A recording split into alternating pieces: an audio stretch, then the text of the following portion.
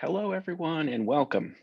We are now, believe it or not, at Module 7 in our Multivariate Statistics course, in which we are talking about working with missing data. This is a fun week because this is when you learn one of a few tricks that you can use to handle missing data. It seems a little bit like magic sometimes. It's like, oh my gosh, how can this work? But we're going to learn about how to explore and work with missing data. Whenever I think about missing data, I always think about Sherlock Holmes. And maybe you've seen this show, Sherlock. There's a link here to Sherlock, a clip from that, the more recent BBC version of Sherlock. And the reason I love to think of Sherlock Holmes is because when you think about missing data, what you're really trying to understand is the process by which the data were missing in the first place. You have to have kind of a little bit of an investigative spirit with missing data. You have to kind of be willing to dig in and explore and think, okay, what exactly is happening that is maybe creating this missing data in the first place, and then what can I do about it? So I also just love the show Sherlock. I think it's really good. So that's my sort of theme for this week's topic. All right, so let's talk a little bit about missing data. So up until this point this semester, and probably in every previous stats class you've had, we mentioned missing data sort of in passing. We might say something like, there are no missing data in this example, which is typical, it's definitely happened this semester. Or there is missing data, but we're gonna ignore it. Also something that we've done. Um, these are both fine to do. Well, particularly if you don't have much missing data, that's not very realistic, though. We almost always do have missing data in real research. Um, that's fine for examples and for learning new concepts, but when it comes time to defend your findings, and you've done a quantitative dissertation or you've done your analysis, you typically need to say something about missing data and whether it might cause an issue, and then what you've done to prevent against that issue or to correct for that issue. So one question that I get all the time, how much missing data is too much? And this, I think, if you haven't read this week's readings from Paul Allison's book, excellent book called Missing Data, this is a topic that he addresses quite a bit as well. So people always ask this, how much missing data is okay? Well, the answer is it actually depends. And you can read lots of different people saying how much missing data is sort of tolerable. Some people will say up to 10% of missing data is okay. Some say it might be 20% of data missing is fine. But actually, answers like that miss the point. And the point is not just how much data are missing, but what was the mechanism or the underlying process that led to the missing data to begin with? That's actually the most important thing to think about with missing data, not how much, because if you can show that the data were sort of missing randomly, you actually can have quite a bit of missing data and it will not impact your results. But what matters most is what was the underlying process to begin with. And so there are basically three missing data mechanisms that we want to talk about that explain sort of three ways or patterns in which data can in fact be missing. So the first one is called MCAR, and these are all acronyms, by the way. So you'll see me throwing around MCAR, MAR, and MNAR or NMAR, depending on how you frame it. So MCAR is missing completely at random. This is the most desirable of missing data mechanisms. This is the one we really hope that we have in our data, but truthfully, we actually rarely do. So what MCAR means is that neither the unobserved values of the variable that are missing or the other variables in the data set predict at all whether a variable will actually be missing. And what this means is that, I know that sounds a little confusing. What this really means is that the data truly are randomly missing. There are no systematic patterns. There are no other variables that explain missingness. They literally, it's almost as though somebody just skipped a question, right? They looked over it and they flipped the page if they're taking a survey, or they clicked twice and they went beyond the question and they missed it. And that happened a few times, right? But there was nothing systematic and it was random. Another time when this can be true is in the case of what we call planned missingness. Planned missingness. And this is when you actually deliberately introduce missing data into your data set. I'll give you an example.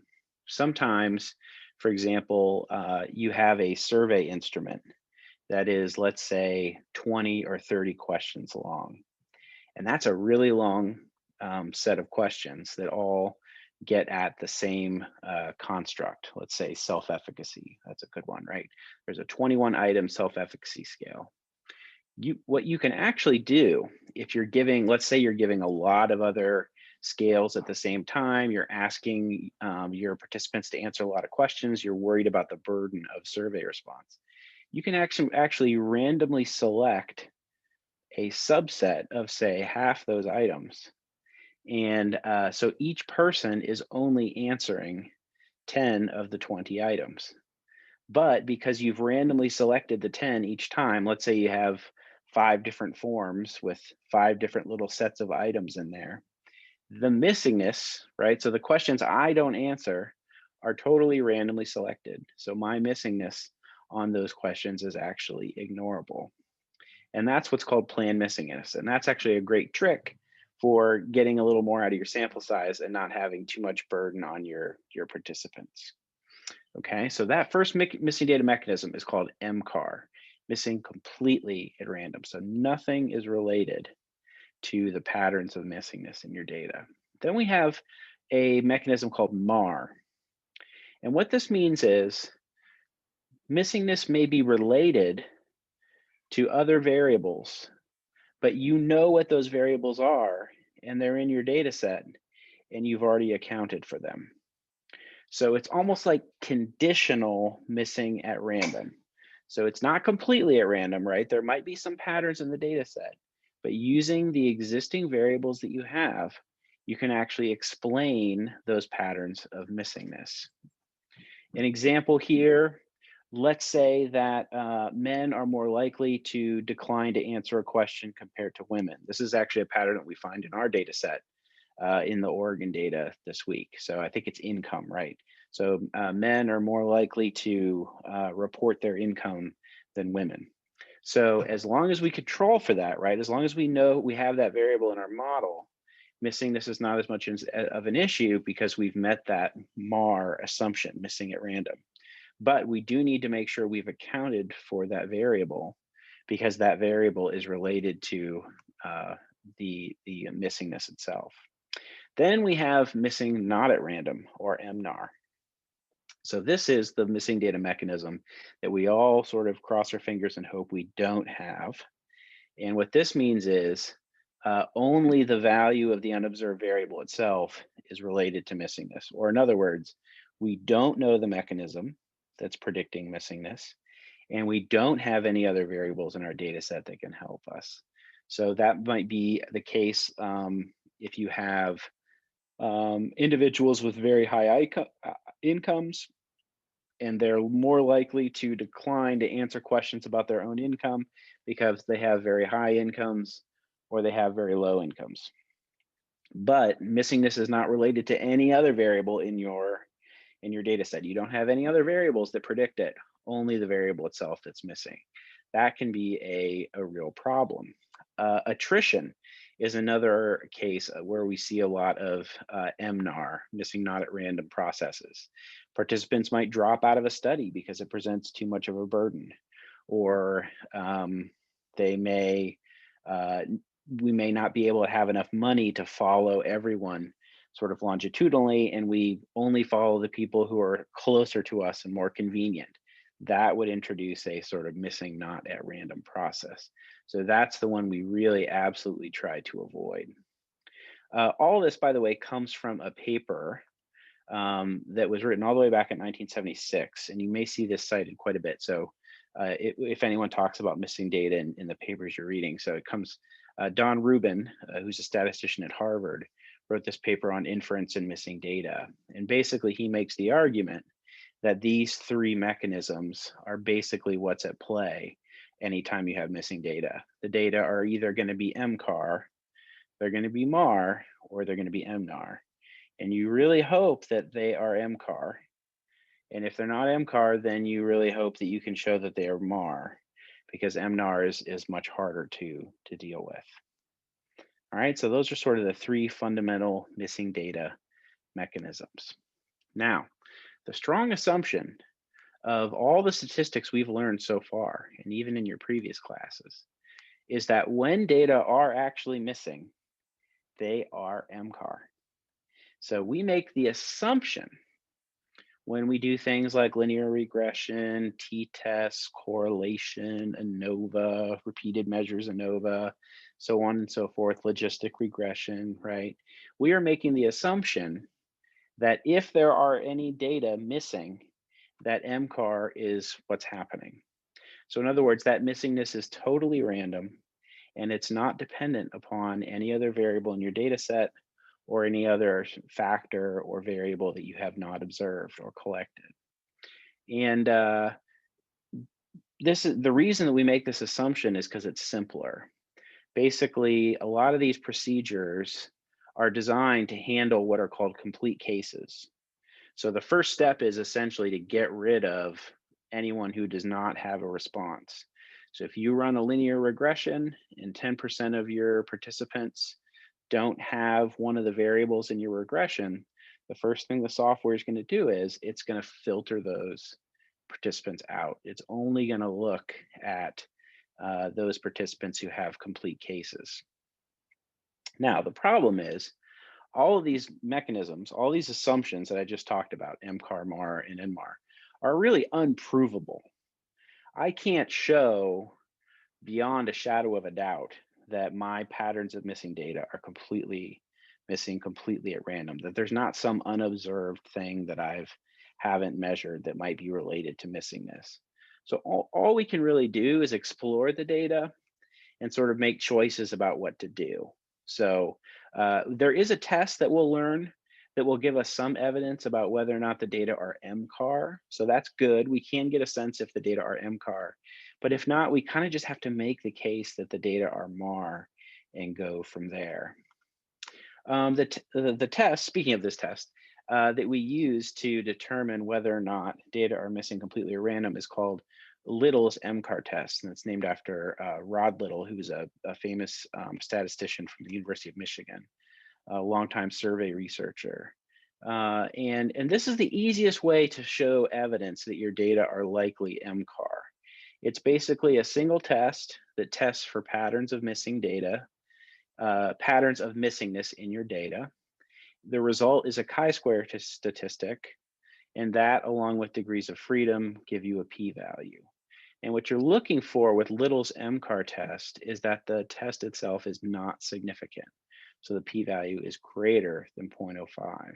If you have that, I would take it and run with it and say that in your paper or in your analysis when people ask questions about it and say, look, we have evidence that the data are MCAR. So any missingness we believe is ignorable, right? Because they don't show any non-random patterns. Now, it's important to show this doesn't prove that the data are MCAR, actually, like in reality, but it does offer strong evidence that it might be. And so that's often sufficient to say, look, I think that we don't have to worry too much about the patterns of missing data. Usually, though, we're not that lucky. Usually this test is statistically significant. And so we may need to use something like multiple imputation or something similar to handle those assumptions. And here's a citation for that, that Little test from way back in 1988. It's an oldie but a goodie, just like the Rubin paper. All right, so missing data, what do you actually do? So let's say, you cross your fingers that your data are MCAR, but they're not. That would mean that the missing data patterns are ignorable and you can just kind of proceed with your regular analysis. So what exactly do you do? Well, we basically, in missing data, we have older approaches and then we have newer approaches. So we'll talk about the older approaches because they still pop up from time to time. One common approach that used to be sort of standard was what was called mean imputation. So that means that you replace all the missing values with the mean. So let's go back to our example about providing income. So if a person did not provide their income on a survey, we would replace that missing value. That person would get one value and it would be equal to the mean level of income in the entire data set. There are fancier versions of this that use things like regression or expectancy maximization, which is an algorithm which tries to find sort of a most likely value that it can fill in. It's often not quite the mean, but something close. And that is sort of a fancier version of mean imputation. It's like mean imputation with a little bit more information with some additional variables. So you will see that as well. So there's also, it's called like hot deck imputation or one hot imputation. These things have a lot of names. So the summary of these approaches, these older approaches, you're basically filling in one value for each person who's missing. And that's not ideal because by just testing one value, you're actually probably introducing quite a bit of bias. So think, for example, about the example about income. So if someone is more likely to not respond to their income if they have really high income or really low income, that can cause a lot of problems because essentially what that's going to do is if you input the mean for those people, it's going to be way off. And by not testing different values, you're going to end up with quite a bit of bias in your estimates. And the same is also true, although not to a great extent, with single imputation. So those are the older approaches. You will see some of those, and Paul Allison in this week's readings does talk briefly about those. So then we have the new approaches, and there are a couple of these, and they're pretty good. So the first approach is called full information maximum likelihood. It often goes by its acronym, which is FIML. This is a very good approach, and we will cover this when we do SEM at the end of the semester. So this is not a model-based approach, it's an estimation-based approach, but it works very well. And then multiple imputation, which is also very good, which we're going to learn about this week. They both rely on the MAR assumption. So for both of these, you need to, if you are not MCAR, if your data are not MCAR, you need to be able to show that you can at least get to MAR. So hopefully you have some variables which actually predict missingness. That'll help you sort of along the way. So what exactly is multiple imputation? Multiple imputation is actually a pretty simple concept. So the idea is this: you start with your incomplete data, and I like this diagram for explaining it, and you impute a bunch of copies of that data where you test what are called plausible values. So let's say, again, we're missing income, right? So let's say we make 3 copies of our data set, and for one copy we test $50,000, for one we test $30,000, and for one we test $25,000 for the missing value. That's essentially what imputation is doing. It's testing different plausible values, and it's using an algorithm to determine what those plausible values are. But if you do this over and over, let's say instead of 3 times, 10 times, 20 times, you eventually converge on the sort of true results, which is a really good thing. So then you take those results, you analyze each data set separately, and then you pull the results. That's essentially how multiple imputation works. Under the hood, there's a lot of fancy stats going on. I'm not going to go into too much detail. Paul Allison does have a nice example of just what exactly is happening with these as he illustrates in his chapter. But basically, we're using what's called a multivariate normal distribution to simulate possible values, taking into account all the available data. And then it uses a process called Markov chain Monte Carlo simulation to simulate different values and then repeat however many times. So there are lots of different ways of doing this. In Stata, we're using the version that does multivariate normal distribution. There's also a chain equation approach, which we use in R. Uh, all of them produce basically the same results, and they all seem to work pretty well, which is a good thing. And for Stata folks, the multiple imputation handbook has a lot more information if you want to learn more about just how it works. There's a lot going on under the hood, though. I'm not gonna sugarcoat that. If for those of you who have the Alan Aycock book, there's a really nice checklist on page 469 for guidelines for multiple imputation. The two things that I pulled out of it that I thought were the best. In general, it's best to impute at least 20 data sets, so 20 different copies of that data set. You might want to go as high as 50 or 100. It's actually very cheap. It just takes time to do so, and you do get slightly more precise results. And another thing to think about is whether or not you ever impute your outcome. Some people really don't like that. Honestly, the choice of what is an outcome is really kind of up to you as the researcher. So I tend not to do this, but you know, it really is kind of a matter of preference and doesn't have a big impact on the results. All right, so just a few slides that I'll point out here for your reference later on. There is a output of a logistic regression that we go through in the video. This is the R output and explains the different predictors that might be related to missingness. There's also an annotated output for multiple imputation. Again, this is the Stata example with the different fit statistics here. And then I have an example for my own work when I've talked about missing data and multiple imputation. This is from a paper I wrote back in 2018. So I always want to give you an example of how to write about this stuff. This is how I wrote about it. I'm happy to share the paper with you too. So I conducted multiple imputation and then I wrote about it and talked about the missing data assumptions and everything in there as well. Here is Paul Allison's book. I cite it all the time. We are reading excerpts this week for class. It's excellent. And we will talk about the other approach, full information maximum likelihood, later in the semester. All right. So I think that's all for this week. Hopefully that makes sense.